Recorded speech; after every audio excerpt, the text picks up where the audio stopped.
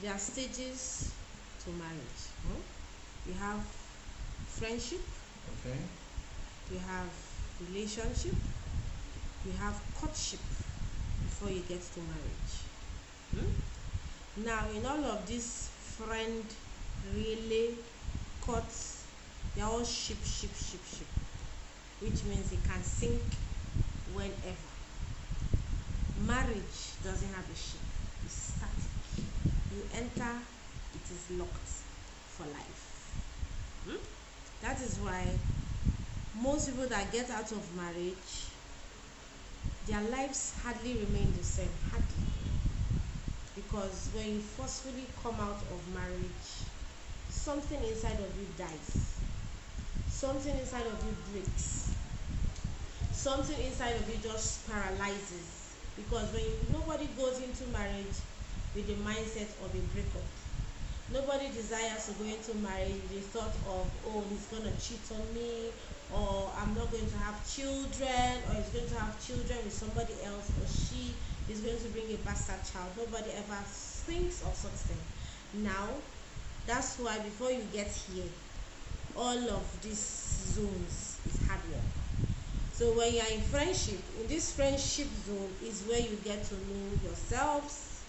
Oh, hello, my name is Sally, your name is Henry, blah blah blah. What do you do? Where you're from?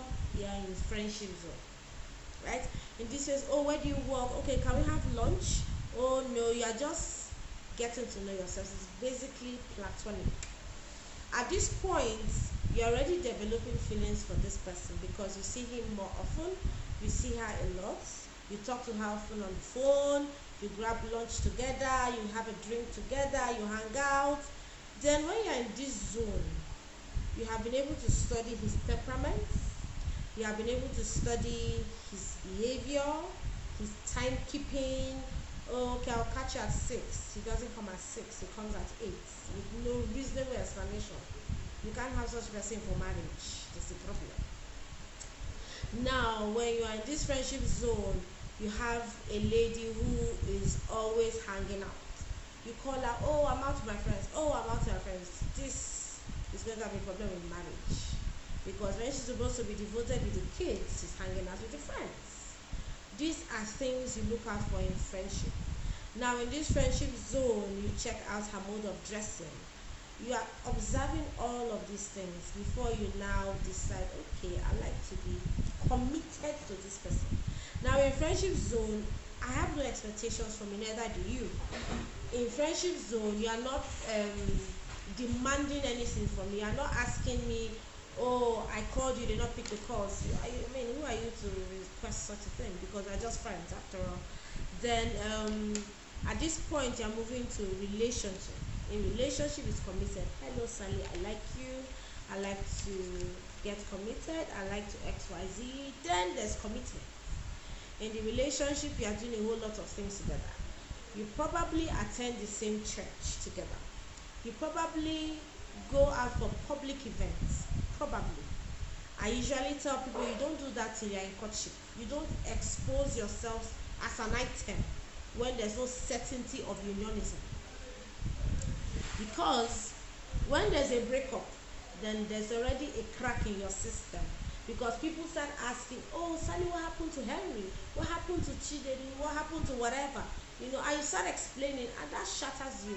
That takes a whole lot in you, and you start refreshing your system to start again from day one, from another person.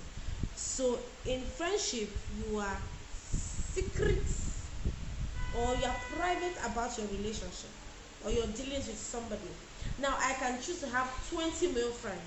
It doesn't mean I'm a prostitute. I'm being friends with everybody. I have no commitment with anybody. I have no expectations of any of them. And same thing with them.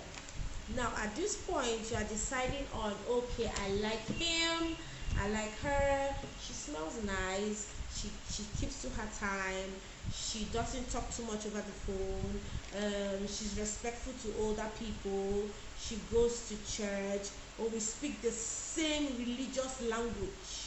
Because I tell people, you must speak the same language religiously. Now, before, let me not emphasize on that, because that particular issue goes into courtship. Now in friendship, you are discussing all these platonic things before you move to relationship. Relationship, you are like, okay, you are demanding certain things from him, you are demanding certain things from her. It is in relationship you are expected to do certain things for your girlfriend. You're expected to pick one or two bills, expected, not compulsory. Because as a woman, you have to add value to your man. That is what the Bible says. The Bible says you have to help. So if you get a woman that cannot help, you cannot be in the relationship with such a person. You cannot build a home with a liability. It's impossible. It's just you building the home. Now the Bible has already ordained a man to till the ground, which means to provide. And even when the Bible says a man is to provide, a woman is to help. Now a woman, there must be something a man is offering for a woman to help. If you have nothing to offer, there's nothing the woman can help you with. So if a woman is the one providing, then the positions have been swapped in the home. Now there's friendship, we move to relationship. In relationship, we are discussing a lot of things. There's commitment. Oh, are you off work? Can I come pick you up? Oh, let's go see my auntie. Oh, there's a burial or one thing or whatever. Now, like I said, it is an individual decision if you want to expose yourself as an item. I do not support that as a relationship therapist. I tell you, keep your relationship private. There's private and there's secrets. Now secret is if you are dating somebody's husband. That is when you keep your relationship secret. You are dating somebody's wife, then there's a secret relationship. But a private relationship, you keep your relationship private. You are certain of who and what you are doing with this individual. Now in relationship, you are getting to understand each other. You know, okay, she's this is her belief, this is what she does, this is everything, her philosophy of life. Then you now decide, okay, I think I want to spend my life with this person. Then you move to courtship. Now in the courtship zone, important discussions must be said here. When you're in courtship, you are talking about investments, you are talking about family pattern, you are talking about religious beliefs, you are talking about future decisions. Now here, you can marry a normal man, a normal woman. What happens in the future when they bring a doctrine from the village and say your husband is supposed to be the next king, the next Oba, or your wife is supposed to be the next queen of the kingdom? These kind of discussions should come up when you know the kind of family reign he has. Now if the person you are dating is a prince, or the father is an Eze, or there's some kingship thing inside his generation, certain discussions must be raised, because if it comes when you are in marriage, it could break the home. Now it is, well, I won't say it is factual that every Oba must have two wives, but this discussion should come up. Okay baby, if I get married and I'm asked to marry a second wife, what would you do? These discussions must be said. Now if you are not okay with the discussions, you come out of the ship and you walk away, because you are still in cutting ship. Now if discussions of, okay, in my family we only have one boy, my great grandmother one boy, my great one boy, my grand one boy, all of these discussions have to be discussed. That's why I said family pattern. Now in courtship, it is serious business. It's not about I love you or whatever. All those things are already discussed in relationship. You love each other at relationship before you have transgressed to courtship. Now in courtship, it is serious business. You are talking about same religious language. You are a Muslim, I'm a Christian. How do we manage when children come in? What names are we giving the children? Do they go to mosque? Do they go to church? What school do they go? Because I have seen cases like that where people come for therapy, where the man is Muslim, the woman is Christian. Now they start having children. What name do they give the kids? the woman wants Christian name, the husband's family people want Muslim name. What school do they go? They are Arabic schools. The woman wants Christian schools, normal schools for the kids.